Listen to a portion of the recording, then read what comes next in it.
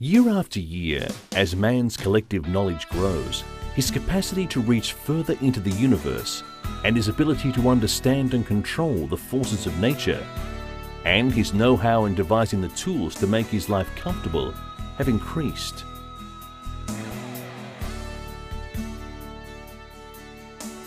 The answers to some of the most challenging questions are coming from space. There are meteorites that have landed on Earth from outer space, some with a history dating back 4.5 billion years, and they are being found in relatively large numbers in Antarctica.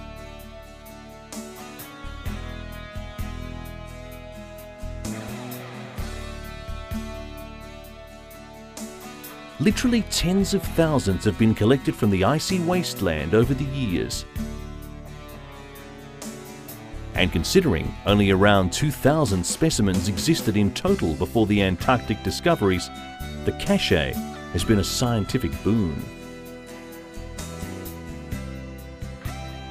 Meteorites are small fragments from an asteroid belt that might have helped form planet Earth.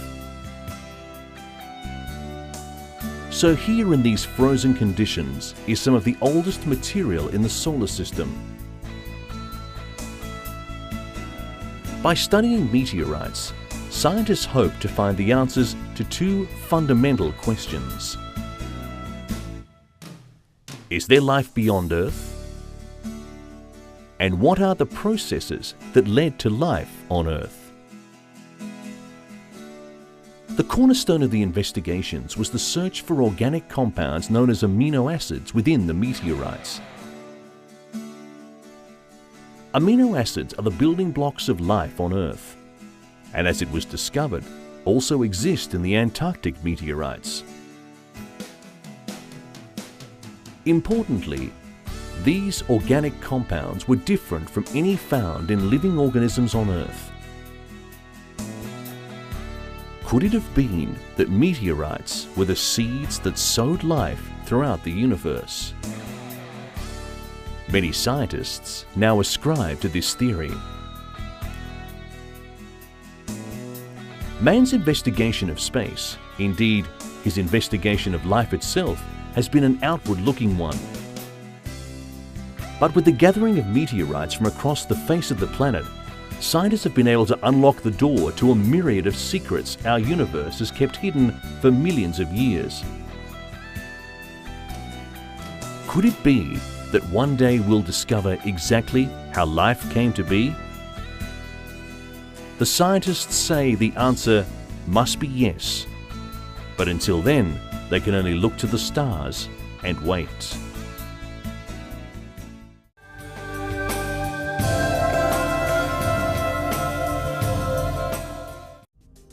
In 1959, despite the heroics and grand plans, the realities of space were still largely unknown to the people of the fledgling space program.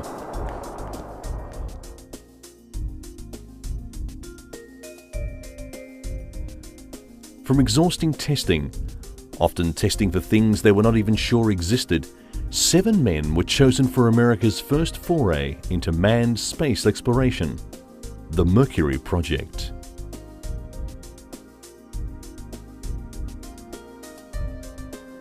To explore his world, man has always risked the unknown because it is unknown, and it is man's nature to know.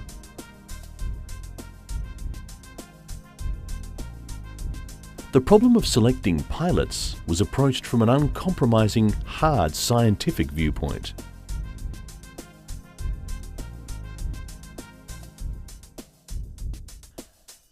From all the active pilots in all the branches of the armed forces, the service records of 473 test pilots were selected for review. 110 met the basic qualifications.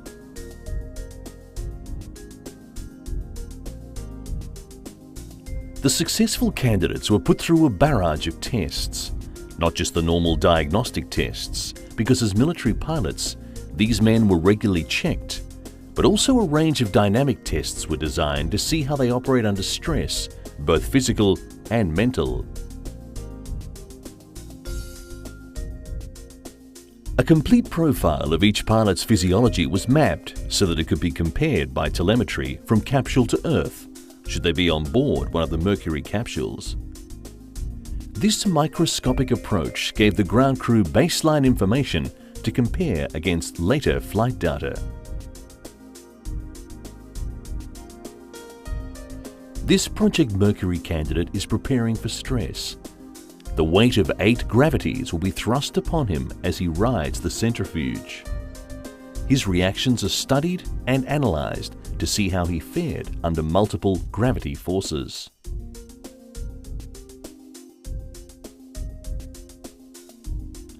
After many tests, 7 remained, and they began the real training. They wanted to know all the answers and prepare as well as they could for any eventuality.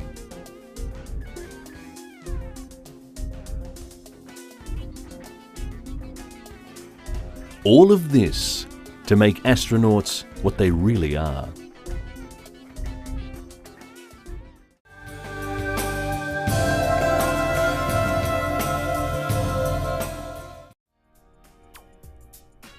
The odyssey of a mission aboard the shuttle begins about a year before launch, when individual astronauts are assigned to a crew for a specific flight. From then on, it's non-stop preparation all the way to the launch pad.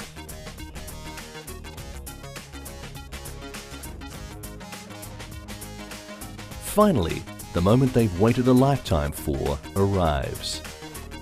At T-minus 6 seconds, the orbiter's 3 main engines ignite, unleashing enough thrust to power 7.5 747 jumbo jets.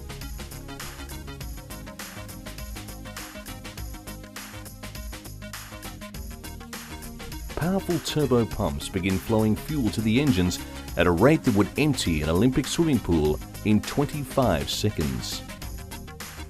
The main engines are soon joined by the solid rocket boosters, adding a further 44 million horsepower.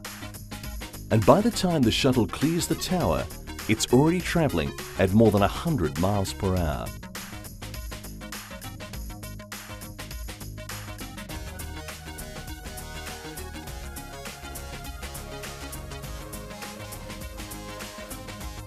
As it accelerates up the hill, it's generating more power than 23 Hoover dams. And in a matter of minutes, the shuttle and its crew of astronauts will be in space. Once in orbit, the long months of preparation are put to use in workdays that average as many as 16 hours.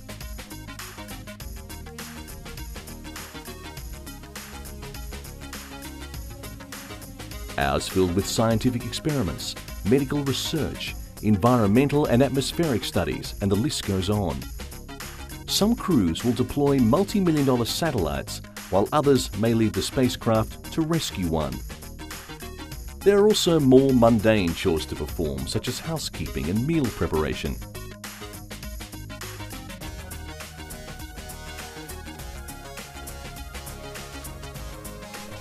But the time in space is not all work. There's also time for the unique recreational opportunities found only in space.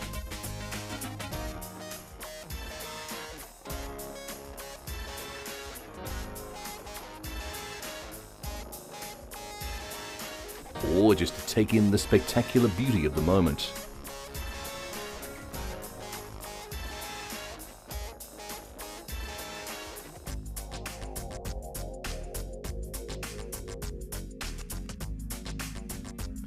There's no denying that a ride on the shuttle is the best seat in the house. But what goes up must come down, and the same is true of the shuttle. After a journey of more than 1 million miles, each astronaut returns to Earth with unforgettable memories and already looking forward to his or her next trip into space, as the dream of reaching for the stars lives on.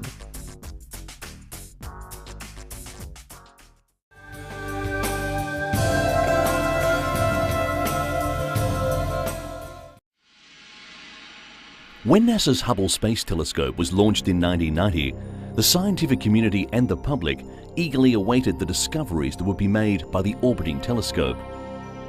the galaxy closest to our own Milky Way is a favorite target for the Hubble.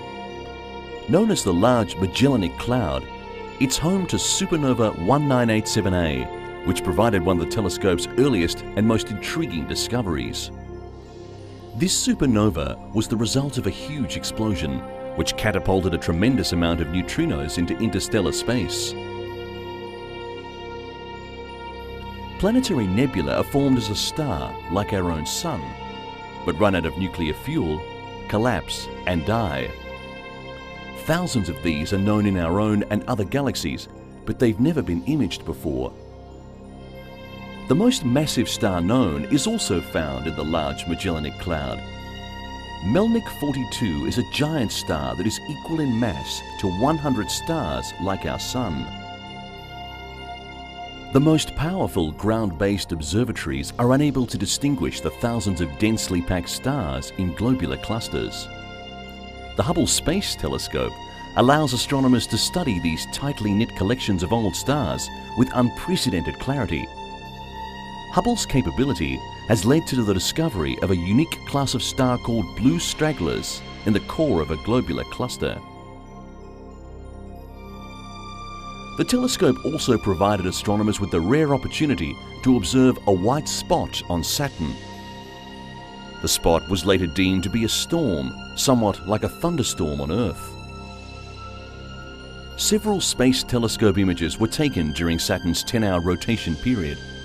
The images were combined to provide a movie of the turbulent activity in Saturn's atmosphere. This new data is extremely valuable for people trying to understand how atmospheres work, which in turn has a long-term practical application for us, because that's how we improve our weather forecasting. It's hoped that telescopes may confirm much of the speculation concerning black holes. A black hole is an object, typically a collapsed star, whose gravity is so strong that its velocity exceeds the speed of light. Previously, black holes observed by Hubble have been largely hidden from view because they are embedded inside a torus, a donut-shaped distribution of dust that forms a partial cocoon around the black hole. NASA's Hubble Space Telescope has now provided a never-before-seen view of a warped disk or ring of dust caught in a blazing torrent of ultraviolet light from a suspected massive black hole. In galaxies previously studied, the intense light from superhot gas entrapped by the black hole's powerful gravitational field shines out from inside the donut hole of the torus and is restricted to a narrow beam, like a searchlight. Observations by Hubble are continuing to advance our knowledge of the universe.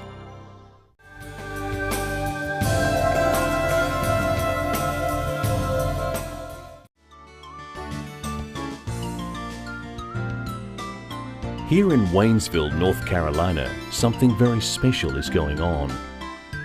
This is Dee Roper and his son Stevie. Stevie was born with a very rare physical condition, lacking sweat glands. His body had no natural way to cool itself. Until recently, too much physical activity, or even limited activity on hot days, would have been tragic.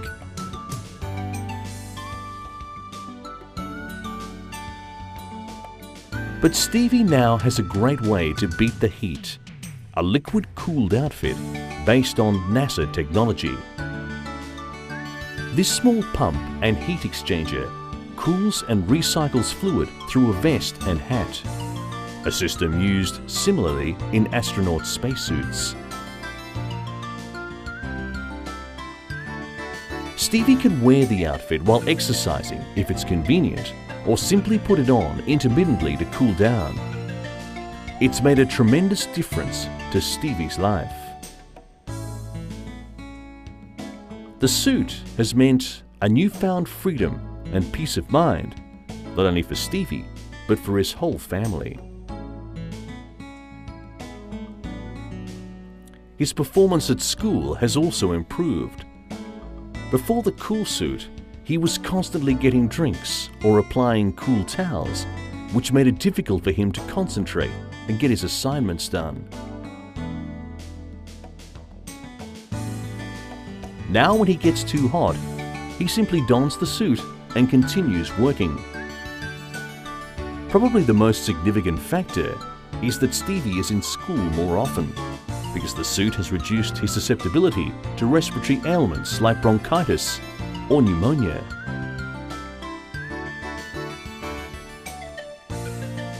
Efforts are now being made to make this suit available on a global scale.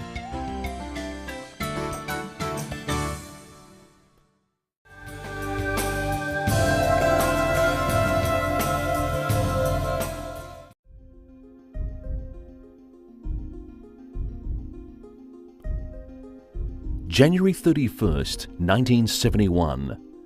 Alan B. Shepard makes his second spaceflight, this time as commander of Apollo-14, the country's third moon landing.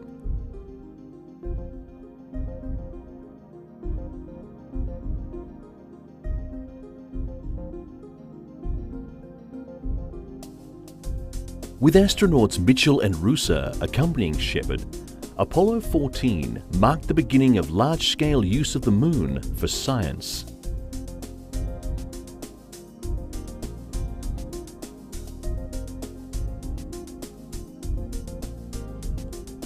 These are some of the 94 pounds of lunar rocks that were returned from the moon's ancient hills by Apollo-14. They were just beginning to tell scientists their story. A story 3.5 billion years old. From them we learnt about the early history not only of the moon, but of other planets as well, the Earth, Mars, even Venus and Mercury.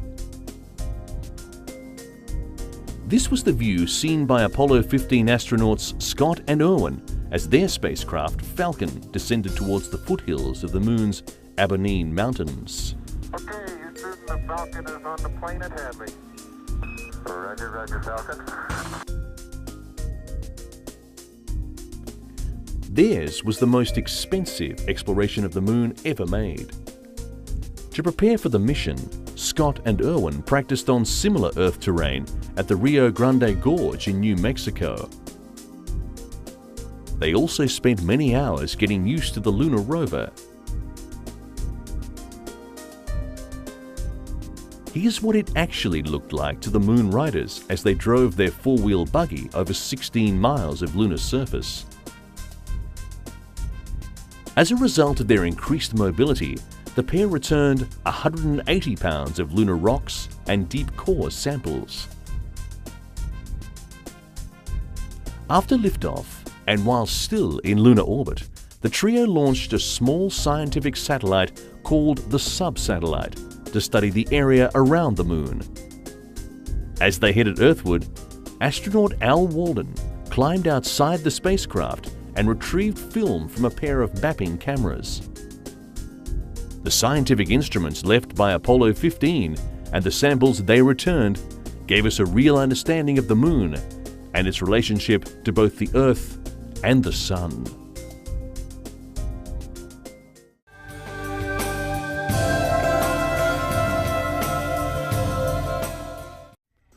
It may not look like it, but these black boxes represent a revolution for satellite communications.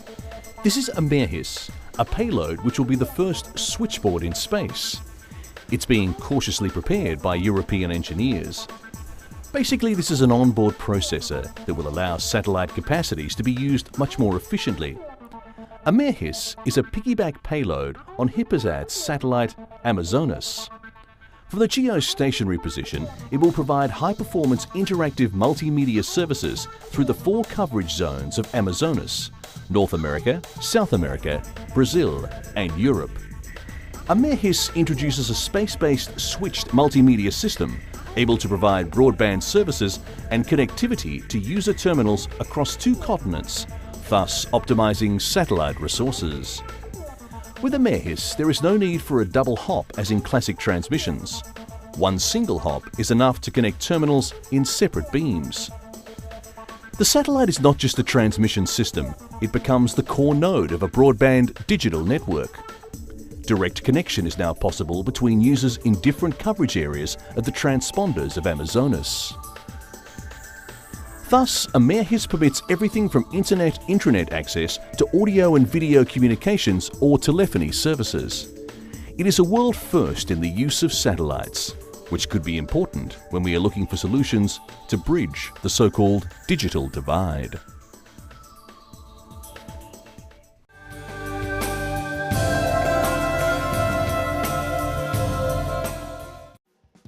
This may become the mission control room of the not-so-distant future, for a spaceship so highly advanced, fast and versatile that it would render the space shuttles as obsolete as the Apollo rockets.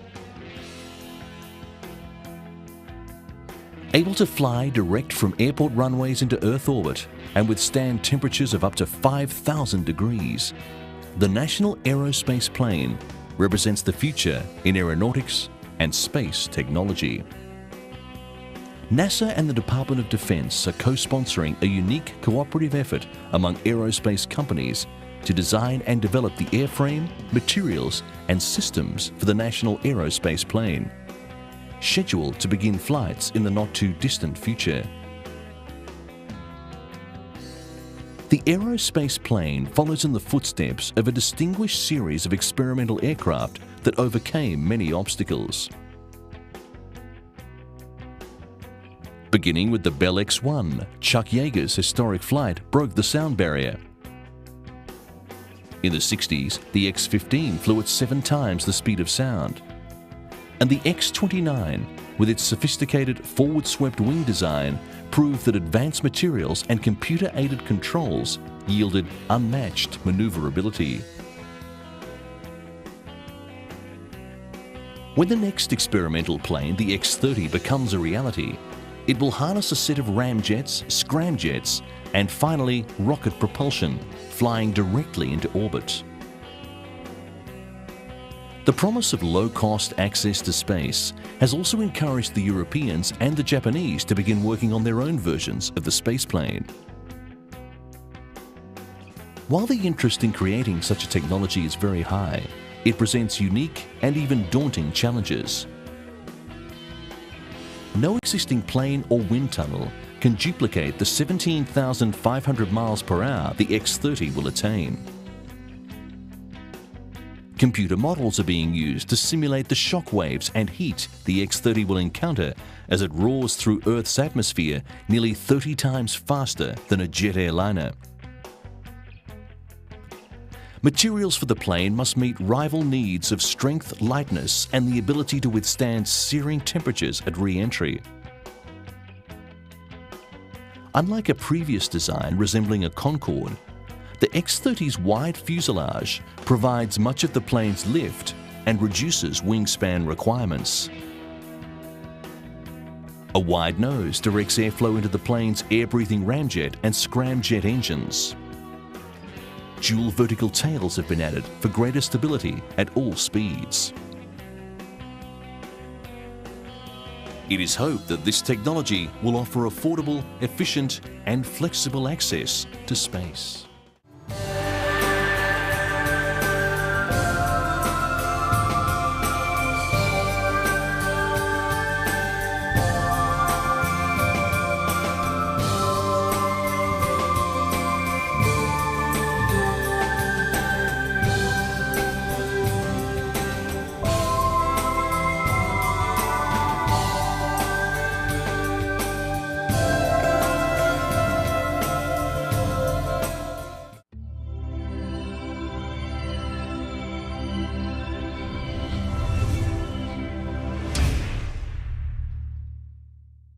Reach further into the universe, and his ability to understand and control the forces of nature, and his know-how in devising the tools to make his life comfortable have increased.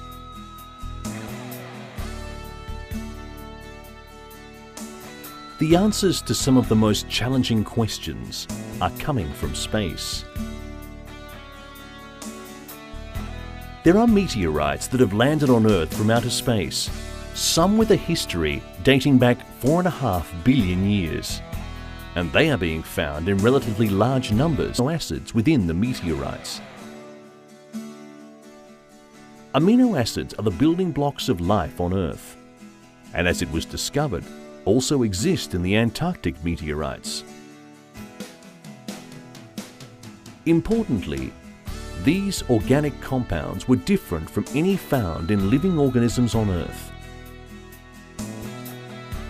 Could it have been that meteorites were the seeds that sowed life throughout the universe?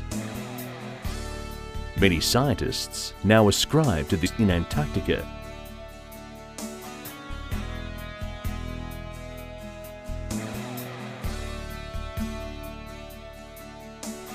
Literally tens of thousands have been collected from the icy wasteland over the years. And considering only around 2,000 specimens existed in total before the Antarctic discoveries, the cache has been a scientific boon. Meteorites are small fragments from an asteroid belt that might have helped form planet Earth. So here in these frozen conditions is some of the oldest material in the solar system. By studying meteorites, scientists hope to find the answers to two fundamental questions. Is there life beyond Earth? And what are the processes that led to life on Earth? The cornerstone of the investigations was the search for organic compounds known as amino.